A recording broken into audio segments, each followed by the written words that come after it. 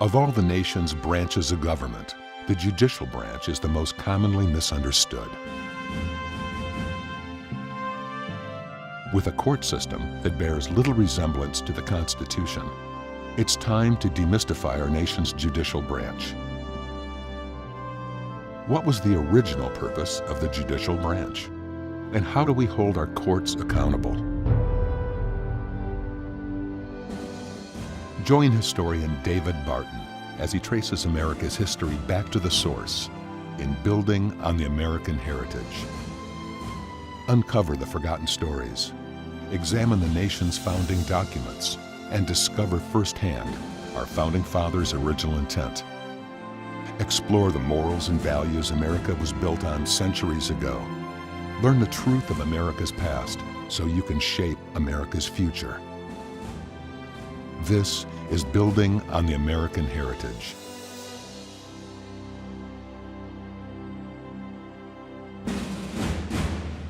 All right, David, our topic today is the judiciary, and we do talk about judges a lot in the news these days, but sometimes I think our perception may be wrong about the proper role of the judiciary. It is. A lot of times our perception is based on what people tell us, especially what judges tell us. Judges try to define their role. The Constitution is what defines their role. Yeah. And in the case of Christians, the Bible also clearly defines the roles of judges. Judges are a big deal in the Bible. Lots of passages talk about the qualifications of judges, the behavior, the deportment of judges, how they conduct themselves. So the Bible has a lot to say about judges. Matter of fact, one of our early founding fathers of the American jurisprudence system, James Kent, said our whole system of appeals courts came out of the Bible because Samuel the judge rode from Gilgal to Mizpah, all these places to judge the people. And so that's why we have traveling courts that move from place to place. And so much of what we had in tradition actually came out of the Bible. But because we've lost that, we don't read the Constitution like we should, we've really gotten into a bunch of myths that we bought into today. I mean, we buy into the myth that federal judges are appointed for life. Founding fathers said, no, they aren't. The Constitution says, no, they aren't. But that's what most people believe. That's what most people think. Most people think the judiciary is an independent branch. No, it's not an independent branch. No branch is independent from the people. All three branches are accountable. There's tons of checks and balances in the Constitution to make sure the judiciary is not an independent branch. They were never to be separate from the other two branches as far as you guys can't touch us, we're the judges. No, never at all in any way, shape, fashion, or form. Wouldn't that make any branch or any person despotic? I mean, you'd have a despot then. You can do anything you want if you can't be touched and held accountable for it. And that's never designed because the government comes from we the people. It's to reflect the consent of the government as our documents tell us. So we have those kind of issues. We've also got issues, we're told that only the judges get to decide what's constitutional or not. No. James Madison, the other guy, said all three branches get to decide what's constitutional. That's how you have checks and balances. The court may say it's constitutional, and the other two branches say, no, it's not. That's a shocking one for people, David, because we think only the court can determine constitutionality. You're saying the President has the right to do that, Congress has the right to do that as well. In the case of one of the earliest examples is Congress passed a law called the Alien Sedition Act. It says if you criticize the government of the United States, you're going to jail. The court didn't strike it unconstitutional, but President Jefferson got in there and said, that is a wacky law. You can't throw people in jail for saying something bad about the government. 25 people had been taken to court on that law. 10 were sitting in jail because of it. President Jefferson comes in and says, that's an unconstitutional law, turned everybody out of jail. So all three branches have the ability to determine constitutionality. You don't let just a body of 9 people, or the majority of 9 people, 5 people determine what's constitutional for the whole nation. No. That's never part of the design. So they all have the ability to do that. Are they all? We often hear they're equal branches. They're not equal branches. They're separate branches, but they're all accountable. As a matter of fact, the Federalist Papers right here, very clear. Now, the Federalist Papers written by Alexander Hamilton, James Madison, both of them signed the Constitution, and John Jay, the original Chief Justice of the U.S. Supreme Court. They say in here that the legislative branch predominates. That's the most powerful branch. They also say that the judiciary branch is the weakest of all the branches, by far the weakest. Talks about the comparison. It says it has no power over the sword, over the purse. It can't influence society or policy. I mean, they go through and say they're not co-equal. They said legislative is the biggest branch because that's the one closest to the people. It's got the most power. You look at Article 1 of the Constitution, really long. The next most powerful branch is the executive because people choose the executive, but only every 4 years. So that Article 2 is a little shorter, but the tiniest article of all of the 3 in the Constitution is Article 3, judiciary, because they're not chosen, they're not elected, Therefore, they get fewer opportunities to do anything. They have very limited opportunities, and so the Founding Fathers made real clear that they're not co-equal branches. As they said in Federalist Papers, the liberties of the people will never be endangered by the judges because they don't have any power. Wish it was still that way. Wish it was still that way, but those are some of the judicial myths we've grown to accept that are historically fallacious, and they're even biblically fallacious in many ways. And the Bible is the basis of our judicial system. It's just that most people don't know that, but we'll get to look at that. Well, because of how much judges have been influencing the culture lately, we got a lot of questions on this one.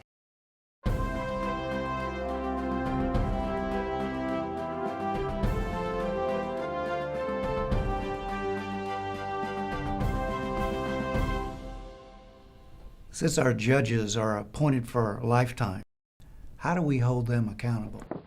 Well, so where is the accountability if a judge is appointed for their whole life? Well, the first part is they're not appointed for life.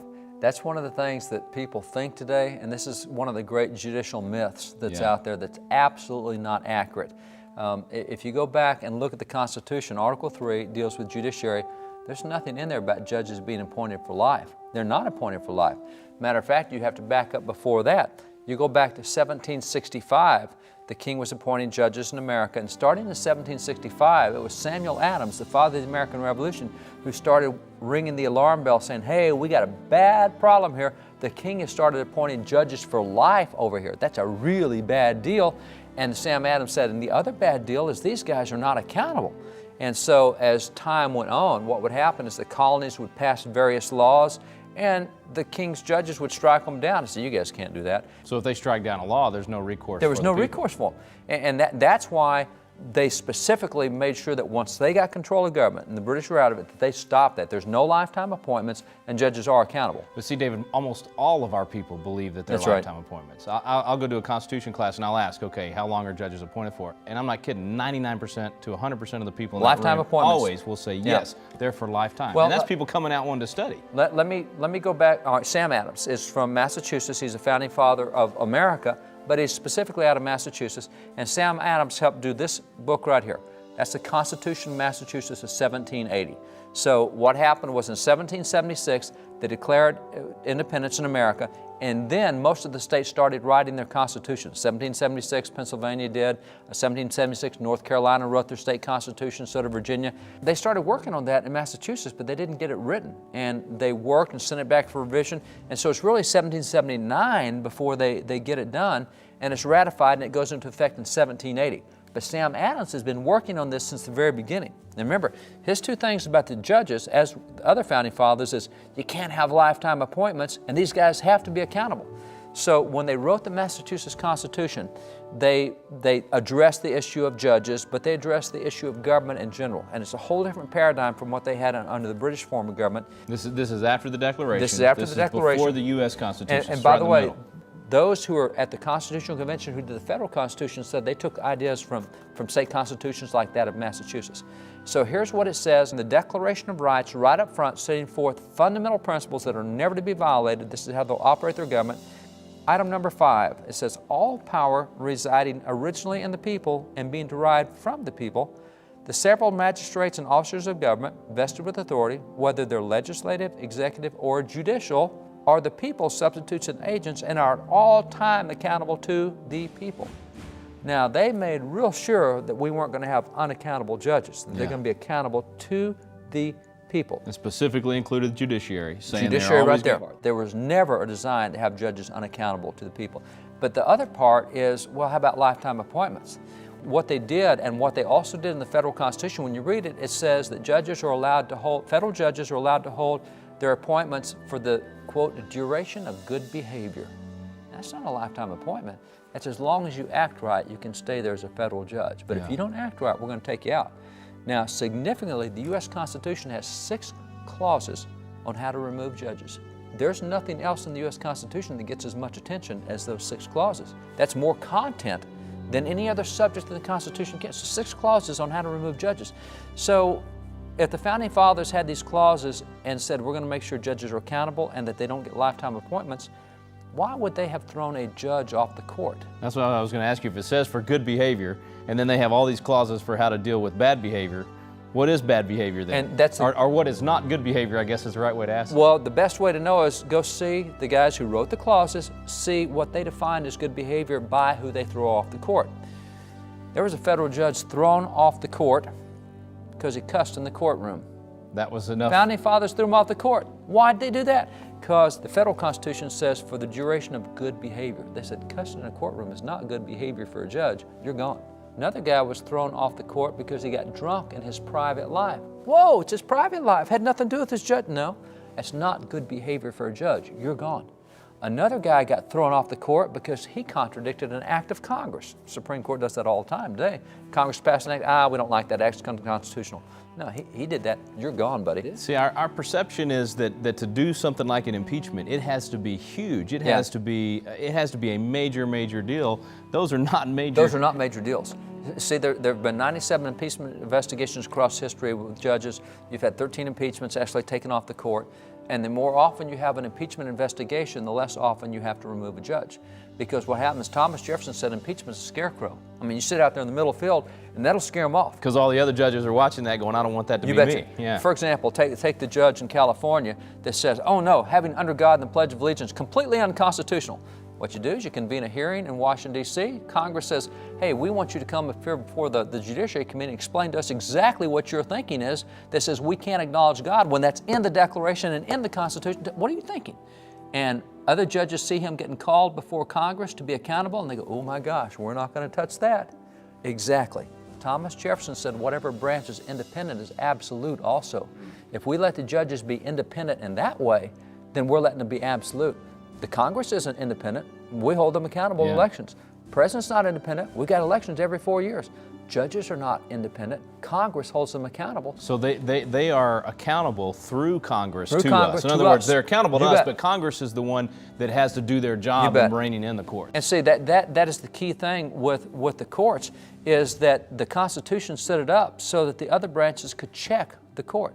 Now, if the other branches refuse to do that, then judges do get lifetime appointments, and they are unaccountable if the other branches refuse Because to we do as this. individual citizens, That's right. you just can't do much. We send people to Congress and the presidency who don't care what judges do. Yeah. You know, and if that's not an issue for us, it's not going to be an issue for our congressmen. It's real simple. David, I think we've gotten an education on judges already, but let's get another question about it.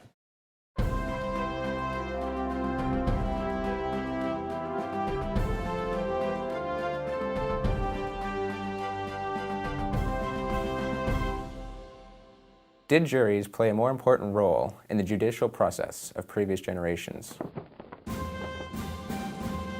Okay, well maybe this will shift us a little from the judge to the jury. What was the role of the jury in the past? You know, it's an interesting thing about the juries because there is a long history and it actually has a lot of biblical basis on the history. Now, 100 years ago, we called them courts of justice because they existed to ensure that justice occurred.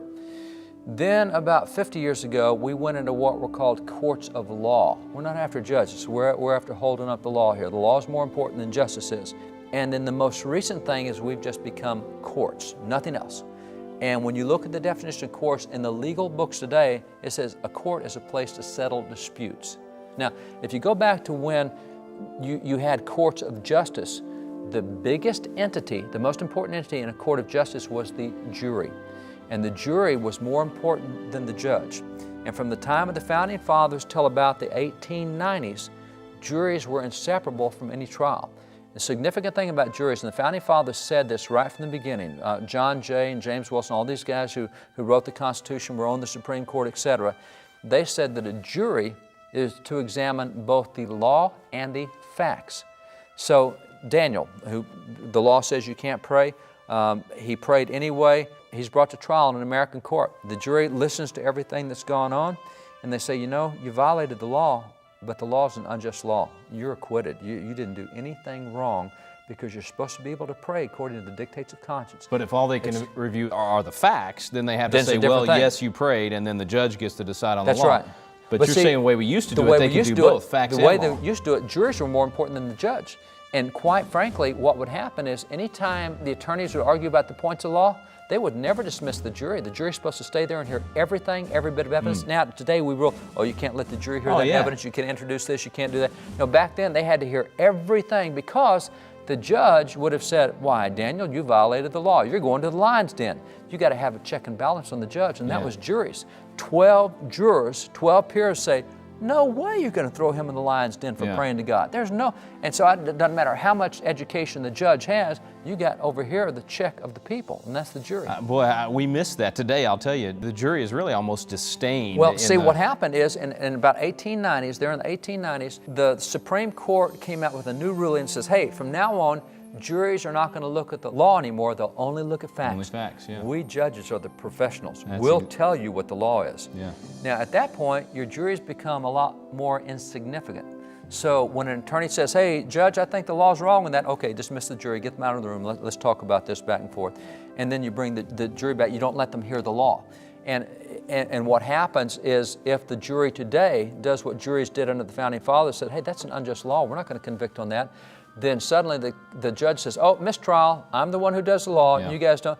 You see, this is significant because in 1856, Congress passed the Fugitive Slave Law, one of the most abominable laws in history. It says if you're black and someone accuses you of having been a slave, even if you've been free your whole life, if I walk up and say, you used to be a slave, under that law, you instantly lost your constitutional right of habeas corpus. You lost your right to an attorney, constitutional right. You lost your constitutional rights simply because I said you used to be a slave. There was no due process, there was no examination, nothing at all. And so what happened is the law was so bad that the federal law says if a black is accused of being a former slave and he comes into court and the judge finds that he was not a former slave, the judge gets paid $5. If the judge finds that he was a former slave, the judge gets paid $10. So you're paying the judge. Incentivizing the judge to That's always right. find one. So guess how many cases with judges they found the black to be not a former slave? It's like 1%. Very few, yeah. But the jury consistently freed people under that because they thought the law was unjust. You had Quakers, for example, that would help escaped slaves in the South and get to the North in the Underground Railroad.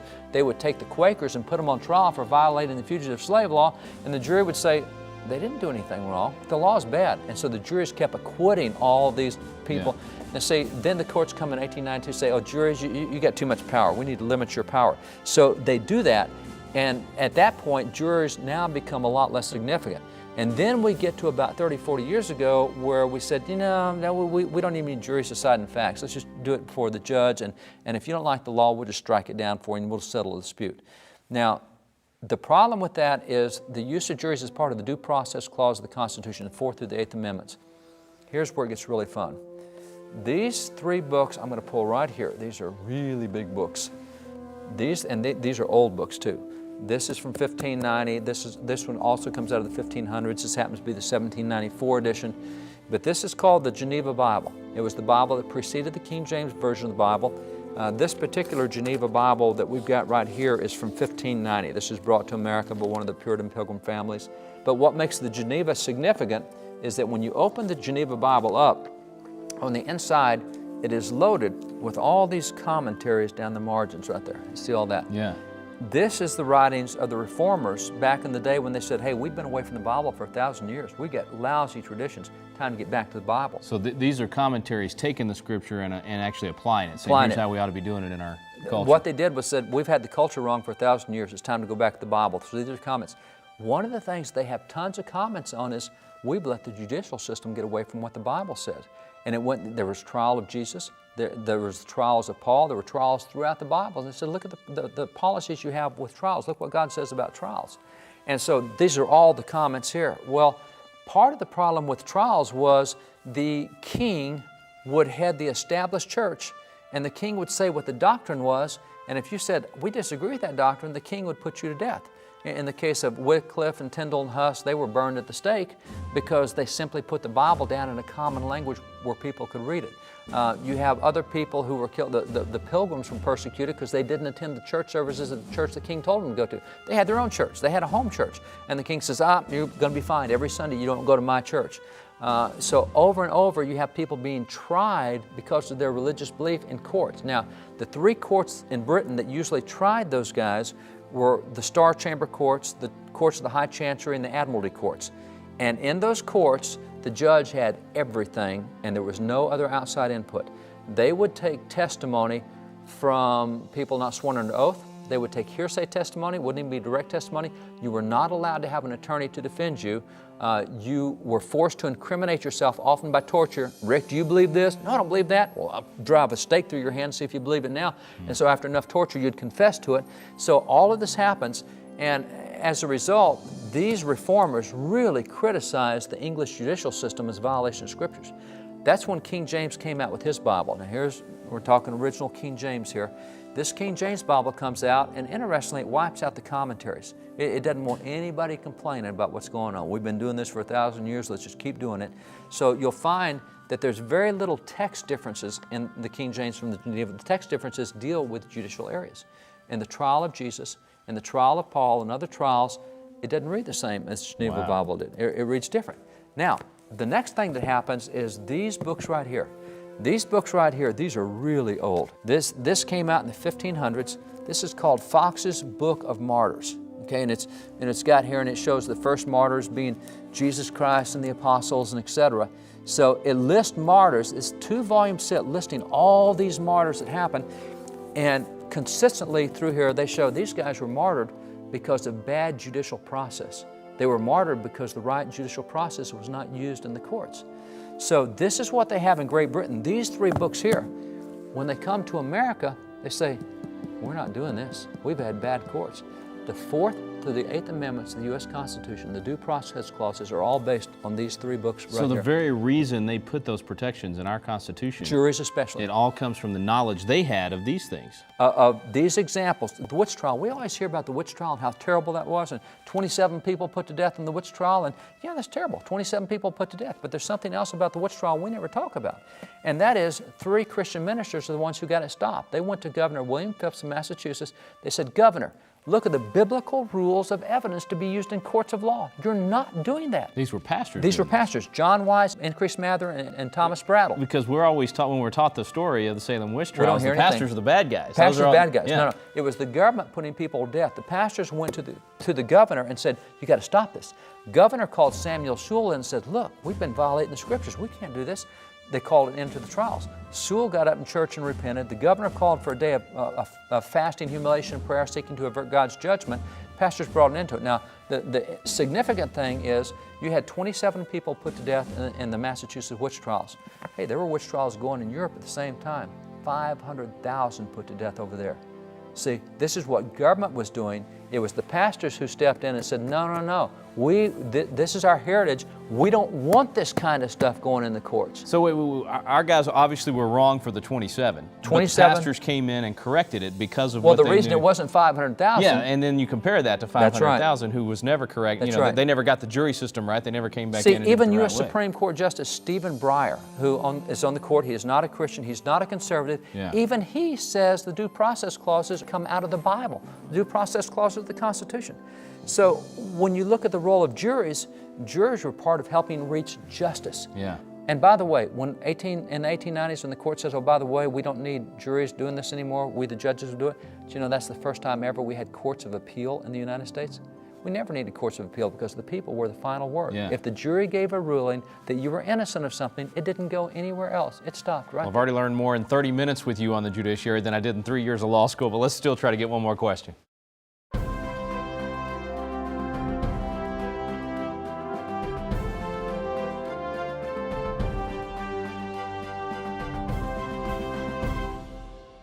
Shouldn't our judges be neutral with no political agenda?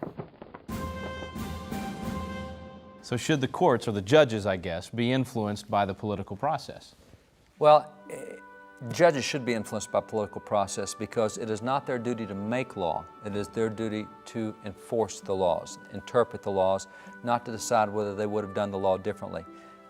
Quite frankly, when you go back a few years ago when all the stuff with war on terror was going, and Congress went to Article 1, Section 8 of the Constitution, says we are given the authority to make all the regulations for land and sea forces and for all the tribunals of those who are combatants against the U.S. And the court came up and said, we don't like that. We think that they should be civil trials. And so the court went through and rewrote what Congress did because the court didn't like, it wasn't a matter of constitutional or not. It's a matter of we got a different opinion on what the policy should be.